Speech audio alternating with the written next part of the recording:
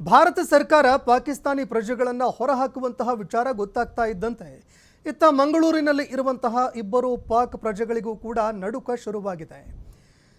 ಭಾರತ ಬಿಡೋದಕ್ಕೆ ಇನ್ನು ಕೆಲವು ಗಂಟೆಗಳು ಮಾತ್ರ ಬಾಕಿ ಇದೆ. ಯಾಕಂದರೆ ಭಾರತ ಸರ್ಕಾರ ಕೊಟ್ಟಿರುವಂತಹ ಗಡುವು ಇನ್ನೇನು ಕೆಲವು ಗಂಟೆಗಳಲ್ಲಿ ಮುಗಿದು ಹೋಗುತ್ತೆ. ಈ ನಡುವೆ ಯಾರ್ಯಾರು ವೀಸಾ ಪಡೆದುಕೊಂಡು ಬಂದಿದ್ದಾರೆ, ಇನ್ನು ಅನಧಿಕೃತವಾಗಿ ಯಾರು ಬಂದು ನೆಲೆ ನಿಂತಿದ್ದಾರೆ, ಇವರ ಒಂದು ಹಣೆ ಬರಹ ಏನಾಗುತ್ತೆ ಅನ್ನುವಂತಹ ಪ್ರಶ್ನೆ ಈಗ ಎಲ್ಲರನ್ನ ಕಾಡ್ತಾ ಇರುವಂಥದ್ದು. ಮಂಗಳೂರಿನಲ್ಲಿ ಇರುವಂತಹ ಇಬ್ಬರು ಯುವತಿಯರಿಗೆ ಇದರಿಂದ ಆತಂಕ ಶುರುವಾಗಿದೆ. ರಾಜ್ಯದ ಇಬ್ಬರು ಯುವಕರನ್ನ ಮದುವೆಯಾಗಿದ್ದರು. ರಾಜ್ಯದ ಇಬ್ಬರು ಯುವಕರನ್ನ ಮದುವೆಯಾಗಿ ಈಗ ಅವರು ಕರ್ನಾಟಕದಲ್ಲಿ ನೆಲೆ ನಿಂತಿದ್ದಾರೆ. ಈ ನಡುವೆ ಈ ಇಬ್ಬರು ಯುವತಿಯರಿಗೂ ಕೂಡ ಆತಂಕ ಶುರುವಾಗ್ತಾ ಇದೆ. ವಿವಾಹ ಸಂಬಂಧಕ್ಕೆ ಸಂಬಂಧಪಟ್ಟಂತೆ ವಿವಾಹದ ಮೂಲಕವಾಗಿ ಭಾರತಕ್ಕೆ ಈ ಯುವತಿಯರು ಬಂದಿದ್ದಾರೆ. ಮಧ್ಯಂತರ ವೀಸಾ ಪಡೆದುಕೊಂಡು ಭಾರತಕ್ಕೆ ಯುವತಿಯರು ಬಂದಿದ್ದಾರೆ. ಈಗ ಭಾರತ ಸರ್ಕಾರದ ನಿರ್ಧಾರಕ್ಕೆ ದೇಶವನ್ನು ತೊರೆಯುವಂಥದ್ದು ಈಗ ಅನಿವಾರ್ಯ ಪರಿಸ್ಥಿತಿಯಾಗಿ ಎದುರಿಗೆ ಬರ್ತಾ ಇದೆ. ಈ ಬಗ್ಗೆ ಮತ್ತಷ್ಟು ಮಾಹಿತಿ ಕೊಡ್ತಾರೆ ಪ್ರತಿನಿಧಿ ಆದಿತ್ಯ ನೇರ ಸಂಪರ್ಕದಲ್ಲಿದ್ದಾರೆ. ಆದಿತ್ಯ, ಈಗ ಮಂಗಳೂರಿನಲ್ಲಿ ಇರುವಂತಹ ಇಬ್ಬರು ಯುವತಿಯರಿದ್ದಾರೆ. ಅವರಿಗೆ ಭಾರತ ಸರ್ಕಾರ ತೆಗೆದುಕೊಂಡಿರುವಂತಹ ನಿರ್ಧಾರದಿಂದ ಆತಂಕ ಎದುರಾಗ್ತಾ ಇದೆ.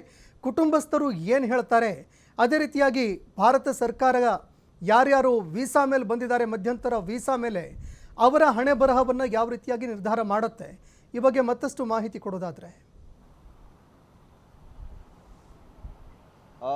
ನಿಜಕ್ಕೂ ಕೂಡ ಸಂತೋಷ್, ಈಗ ಏನು ಕೇಂದ್ರ ಸರ್ಕಾರ ಒಂದು ಆದೇಶವನ್ನು ನೀಡಿದೆ, ಭಾರತದಲ್ಲಿರುವಂತಹ ಪಾಕಿಸ್ತಾನಿ ಪ್ರಜೆಗಳು ಯಾರಿದ್ದಾರೋ ಅವರು 48 ಗಂಟೆಗಳ ಒಳಗೆ ದೇಶವನ್ನು ಬಿಡಬೇಕು ಅನ್ನುವಂತಹ ರೀತಿ ಆದೇಶವನ್ನು ನೀಡಲಾಗಿತ್ತು. ಇದರೊಂದಿಗೆ ಗೃಹ ಸಚಿವ ಅಮಿತ್ ಶಾ ಅವರು ಕೂಡ ಎಲ್ಲ ರಾಜ್ಯದ ಸಿಎಂಗಳಿಗೂ ಕೂಡ ಒಂದು ಆದೇಶವನ್ನು ನೀಡಿದರು. ಯಾರೆಲ್ಲ ಈ ಥರ ಅನಧಿಕೃತವಾಗಿ ದೇಶದಲ್ಲಿ ವಾಸ ಮಾಡ್ತಾ ಇದ್ದಾರೋ ಪಾಕಿಸ್ತಾನಿ ಪ್ರಜೆಗಳು ಅವರು ದೇಶವನ್ನು ಬಿಡಬೇಕು ಅನ್ನುವಂಥ ರೀತಿಯಲ್ಲಿ. ಹಾಗಾಗಿ FRR ಕೂಡ ಬಹಳ ಅಲರ್ಟ್ ಆಗಿದೆ. ಮತ್ತು ನಮ್ಮ ಕರಾವಳಿ ಭಾಗದಲ್ಲೂ ಕೂಡ, ಅಂದರೆ ಪ್ರಮುಖವಾಗಿ ಮಂಗಳೂರು ಭಾಗದಲ್ಲಿ ಇಬ್ಬರು ಯುವತಿಯರಿದ್ದಾರೆ ಮತ್ತು ಉತ್ತರ ಕರ್ನಾಟಕ ಭಾಗದಲ್ಲೂ ಕೂಡ ಸಾಕಷ್ಟು ಜನ ಇರುವಂಥ ಬಗ್ಗೆ ಮಾಹಿತಿ ಇದೆ. ಈ ಇಬ್ಬರು ಯುವತಿಯರೇನಿದ್ದಾರೆ ಇವರು ಮಂಗಳೂರು ಮೂಲದ ಇಬ್ಬರು ಯುವಕರನ್ನ ವಿವಾಹವಾಗಿ ಇಲ್ಲಿಗೆ ಬಂದಿದ್ರು. ಮಧ್ಯಂತರ ವೀಸಾದ ಮೂಲಕ ಇವರು ಇಲ್ಲಿಗೆ ಬಂದಿರುವಂಥದ್ದು ಸುಮಾರು ಕಾಲಗಳು ಕಳೆದಿದೆ. ಆದರೆ ಇವರ ಮಾಹಿತಿಯನ್ನು ಬಹಳ ಗೌಪ್ಯವಾಗಿ ಇಟ್ಕೊಳ್ಳಲಾಗಿದೆ. ಯಾಕಂದರೆ ಯಾವುದಾದ್ರೂ ಘಟನೆಗಳು ಸಂಭವಿಸಬಹುದು, ಅನಿರೀಕ್ಷಿತ ಘಟನೆಗಳು ಅನ್ನುವಂಥ ಕಾರಣದಿಂದಾಗಿ. ಹಾಗಾಗಿ ಇವ್ರಿಗೂ ಕೂಡ ಈಗ ಸದ್ಯ ಆತಂಕ ಎದುರಾಗಿದೆ.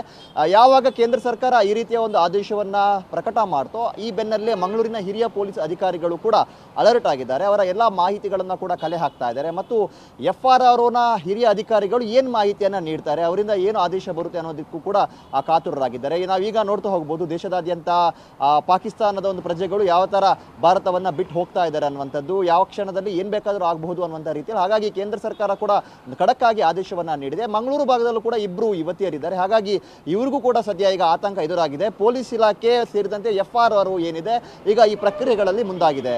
ಸಂತೋಷ್, ಧನ್ಯವಾದಗಳು ಆದಿತ್ಯ ನಿಮ್ಮೆಲ್ಲ ಮಾಹಿತಿಗೆ.